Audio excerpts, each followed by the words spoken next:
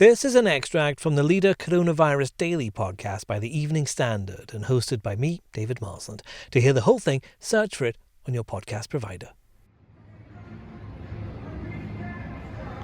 In the UK supermarkets, things are starting to return to normal. Shelves are fairly well stocked in most places after being stripped in the first few days of lockdown. But that's of no consolation to those who can't afford to buy food. And with furloughing, pay cuts and job losses, that's an increasing number of people, perhaps millions.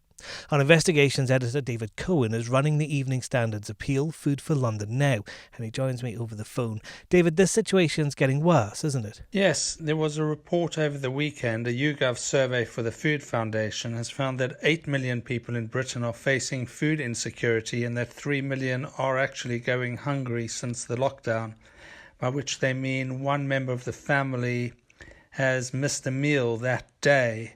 And they think this is as a result of some precipitous drops in income that have led to millions more being pushed into food poverty. So this is an issue caused by people being furloughed and people losing their jobs during this pandemic rather than a stockpiling problem with shortages of food for people to buy. Yes, I think that some of that stockpiling reporting was a bit overblown.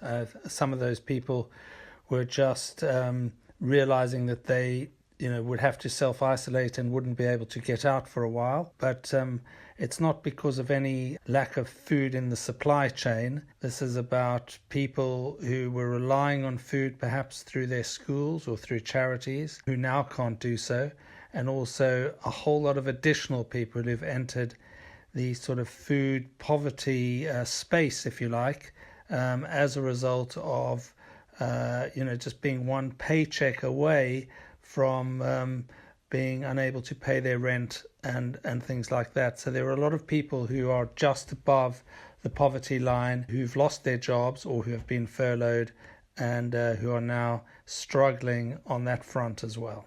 This must be incredibly difficult for people, particularly, those in families who are trying to avoid getting an illness like COVID-19, and then on top of that, being unable to eat or having to make that decision on whether to eat themselves or feed their children. Yes, I think it's an extreme stress situation for families in that situation. I mean, it's hard enough, all the things that we're dealing with, and then on top of that, to have that to worry about.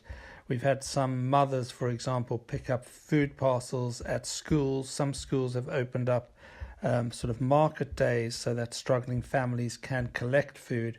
And our appeal partner, the Felix Project, has been dropping off fresh food parcels. And one of the mothers said, that actually she was so relieved just picking up some potatoes that it's made her feel a lot less scared for the coming weeks. This is the kind of thing that the Evening Standard appeal was set up for, isn't it? To try and help those people who are, through no fault of their own, unable to feed themselves and their families.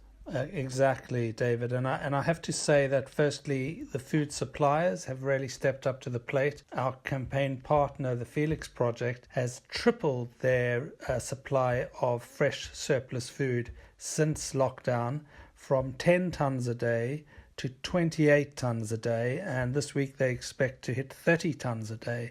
And that is the equivalent of 400,000 meals a week being delivered to vulnerable families across London.